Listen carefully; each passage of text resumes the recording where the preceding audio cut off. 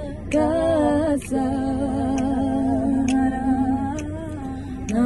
naratora nishwe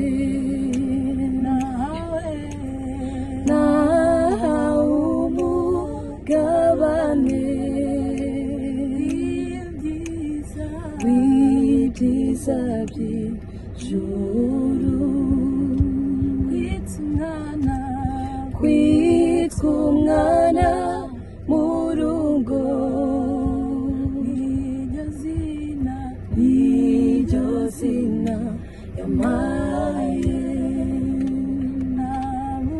navuye mu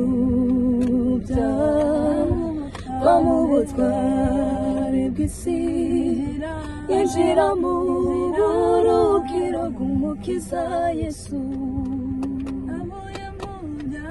navuye mu byaha mu butware bw'isi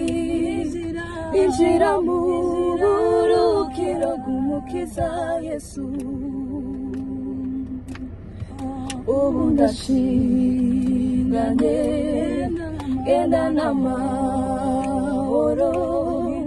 ubugingo bwanjye buretswe n'uwabupfiriye ubu ndashinganye genda n'amahoro ubugingo bwanjye buretswe n'uwabupfiriye ubugingo bwanjye buretswe n'uwabupfiriye ubugingo bwanjye buretswe n'uwabupfiriye ngaho muze mwese mudashidikanya mwiyumvire ibyiza by'umwami Yesu yegukererwa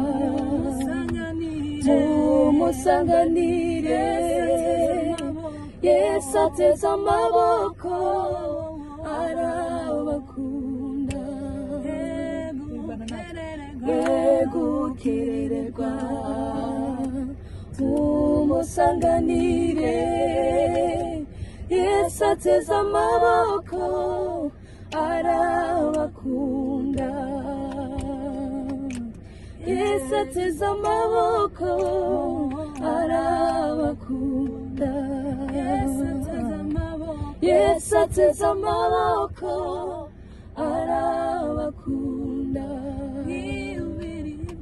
mwiyumvire ibyiza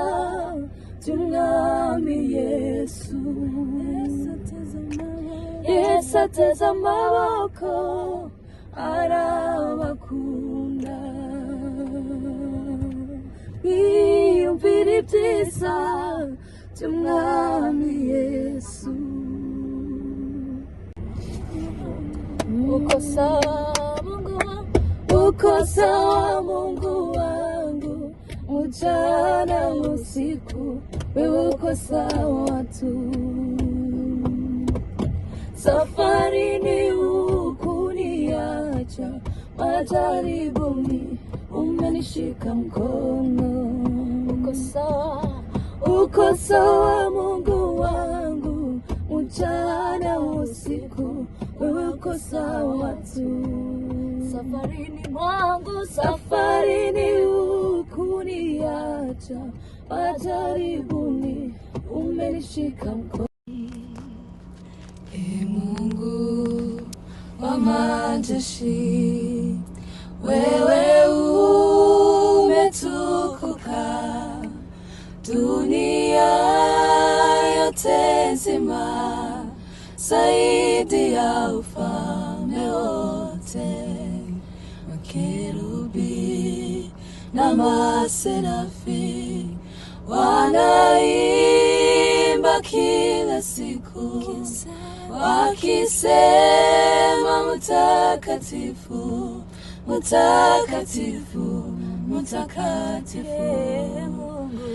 Mungu wa majeshi wewe kuzunguka dunia yote nzima, zaidi ya ufalme wote. Makerubi na maserafi wanaimba kila siku wakisema mtakatifu, mtakatifu, mtakatifu. Makerubi na maserafi wanaimba kila siku wakisema mtakatifu, mtakatifu, mtakatifu.